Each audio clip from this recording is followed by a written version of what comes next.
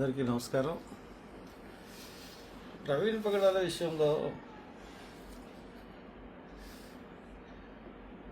చాలామంది రకరకాలుగా మాట్లాడుతున్నారు,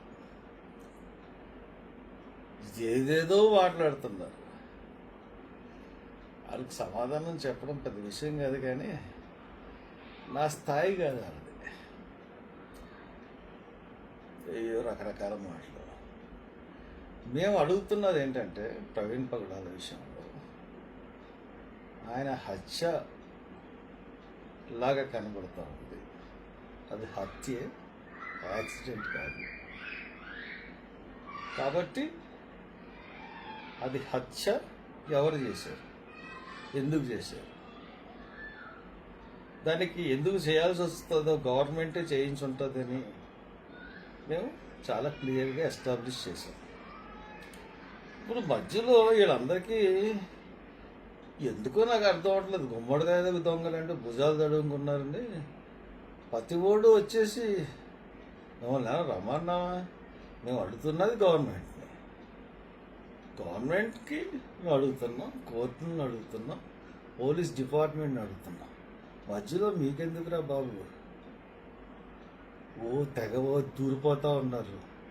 ప్రతి ఓడు వచ్చి మెసేజ్ ట్రోలింగ్ చేయడానికి ప్రయత్నిస్తారు. ఏం చేస్తారు? దాన్ని ఏమన్నా చేయగలరా?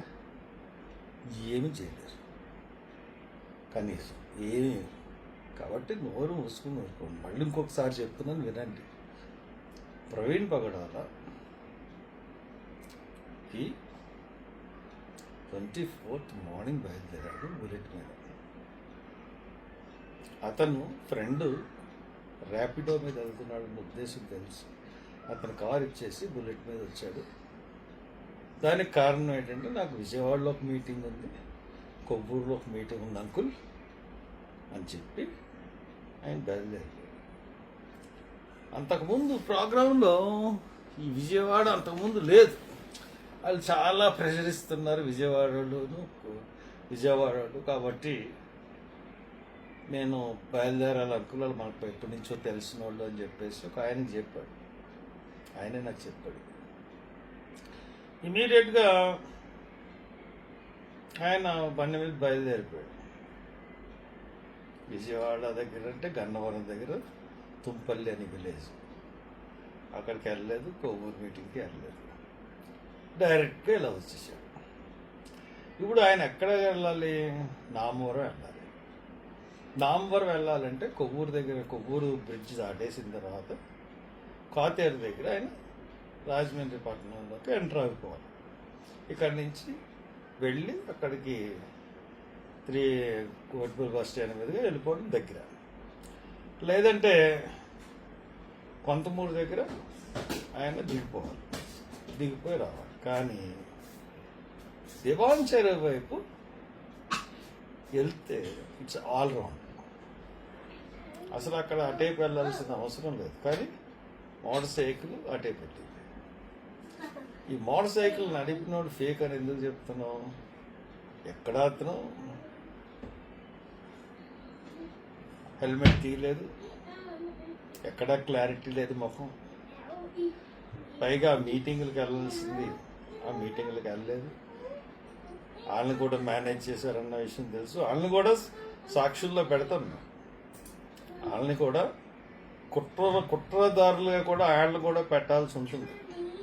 విజయవాడ మీటింగ్ ఆర్గనైజ్ చేసిన జోసెఫ్ ఎవరో ఉన్నారు, అతన్ని వీళ్ళందరినీ కూడా దాంట్లో చేరుస్తాం కుట్రదారుల్లో. కంగారు పడకండి. ఇవాళ సర్టిఫికేట్స్ అవి తీసుకుంటాం, రేపు రీపోస్ట్ మార్టంగా ఇస్తాం. ఇప్పుడు అక్కడి నుంచి బయలుదేరిన విజయవాడ వెళ్లకుండా అంత గమ్మున ఇక్కడికి రావాల్సిన పని లేదు. ఆయన వచ్చిందే మీటింగ్లకు అటెండ్ అవ్వలేదు, కానీ వైన్ షాపుల్లో మటుకు అటెండ్ అయ్యాడు. అది బోగస్ అన్నది ప్రపంచాన్ని అందరికీ తెలిసిపోయింది. ఇప్పుడు ఎవరు కూడా నమ్మే పరిస్థితుల్లో లేరు. ఇప్పుడు ఒకవేళ యాక్సిడెంటే అనుకుంటే, యాక్సిడెంట్ అయితే అతను బ్యాంక్ అకౌంట్స్ ఎందుకు సీజ్ చేశారు? యాక్సిడెంట్ అనుకుంటే అతను కంప్యూటర్ ఎందుకు తీసుకెళ్ళిపోయారు? ల్యాప్టాప్ ఎందుకు తీసుకెళ్ళిపోయారు? ఐప్యాడ్ ఎందుకు తీసుకెళ్ళిపోయారు? మీరు కేసుకి మీరు చేసిన ఇన్వెస్టిగేషన్కి పోలీసులకు సంబంధం ఉందా? అంటే ఇది హైలీ కాన్స్పిరసీ. ఫస్ట్ నేను చెప్తున్నా, హైలీ కాన్స్పిరసీ మర్డర్ అని. అందు గురించే నిన్న వాదించాలి ఆయన. నిన్న దాని గురించి ఒకవేళ నిన్న వాదించాల్సి వస్తే ప్రమాదంలో పడతాం. ఫ్యూచర్లో కూడా వాయిదా పడింది కాబట్టి ఫ్యూచర్లో కూడా ఇదని ప్రమాదం. ఆ బిల్లులు యాంటీ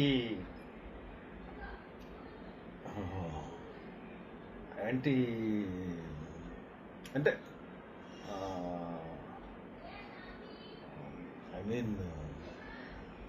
మత మార్పిడిని నిషేధించారు. ఫ్రీడమ్ ఆఫ్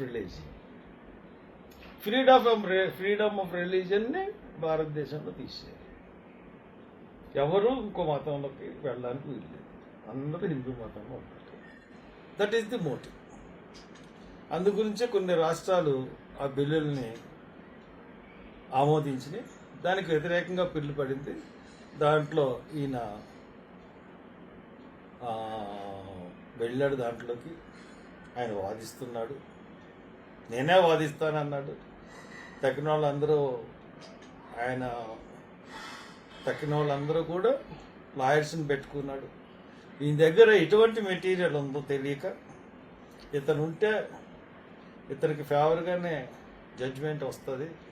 మొత్తం మనం ఏది అయితే ప్లాన్ వేసుకుని ఎప్పటి నుంచో మనం చేద్దాం అనుకున్నదంతా ఇదైపోతుందనే ఉద్దేశంతో అతన్ని మట్టుపెట్టారు.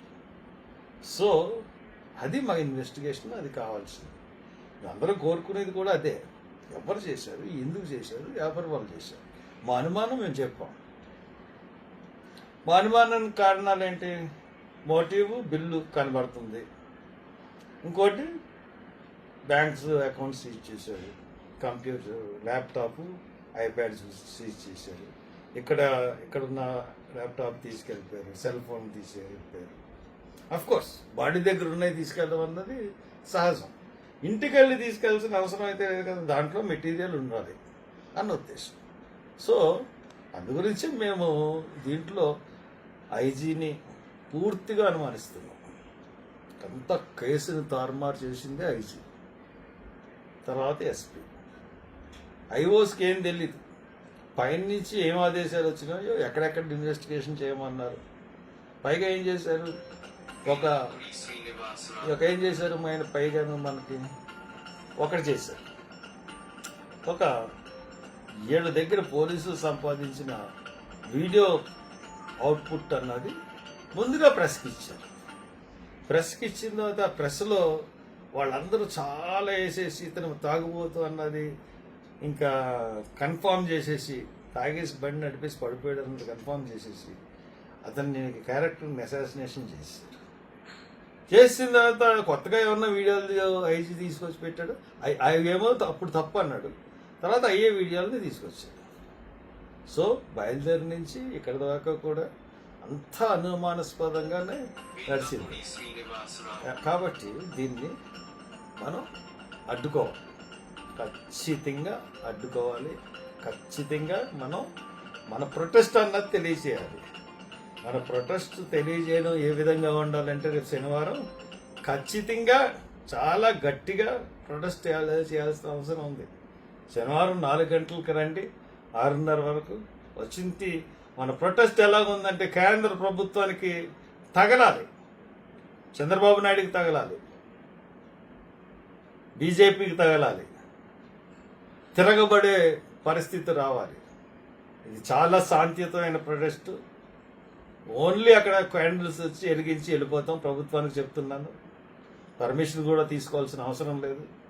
క్యాండిల్ వెలిగించి వెళ్ళిపోవడానికి పర్మిషన్ అవసరం లేదు. ఒక మనిషి చనిపోతే ఒక క్యాండిల్ వెలిగించి ఊరేగింపులు చేసుకుని రావద్దు. ఎవరి కాళ్ళు ఇండివిజువల్గా రండి, ఇండివిజువల్గా వచ్చి ఇక్కడ క్యాండిల్ వెలిగించి వెళ్ళిపోండి. అంతే తప్పితే ఊరేగింపులు, ర్యాలీలు, కొవ్వొత్తుల ర్యాలీలు ఇటువంటి ఏమీ వద్దు. కానీ ప్రతి కుటుంబం ఇది హత్య అని నమ్మిన ప్రతి కుటుంబం రండి. ఈ ప్రొటెస్ట్ ద్వారా మనం ఏం అడుగుతున్నాం? రీపోస్ట్ మార్టంకి ఖచ్చితంగా చేపిస్తాను. దాంట్లో లోటుపాట్లని బయటికి తీస్తాను. సోనియా గాంధీ ఆఫీస్ నుంచి ఫోన్ వచ్చింది, నేను మాట్లాడాను, లెటర్స్ పంపించాను. నేను రీపోస్ట్ మార్టం లెటర్ కూడా నో అబ్జెక్షన్ సర్టిఫికేట్ తీసుకున్నాను. నో అబ్జెక్షన్ సర్టిఫికేట్ అప్లై చేశాను, ఇంకెవ్వలేదు వాళ్ళు. వాళ్ళతో ఇచ్చిన ఇవ్వకపోయినా కానీ నేను వెళ్ళిపోతాను, ముందుకు వెళ్తాను. కాబట్టి దీంట్లో ఎవరిని వదిలే ప్రసక్తి అన్నది ఉండదు. కాబట్టి ధైర్యంగా ఉండండి, నన్ను సపోర్ట్ చేయండి. నన్ను సపోర్ట్ చేయమంటే అన్నీ నేను చూసుకుంటాను. ఒక బాసుడుగా నా దగ్గరికి వచ్చి శనివారం రోజున మీరు చేయండి. ఆదివారం రోజున ప్రతి బరియల్ గ్రౌండ్లో చిన్న పెద్ద చంద్రూరు పల్లెటూరు అన్ని మున్సిపాలిటీస్ అన్ని ఇరు రాష్ట్రాల్లోని అందరూ కూడా బరియల్ గ్రౌండ్ దగ్గర ప్రవీణ్ పగడాల ఫ్లెక్స్ పెట్టండి, కొవ్వొత్తులు వెలిగించండి. దాని ద్వారా గట్టి ప్రదర్శన. Thank you.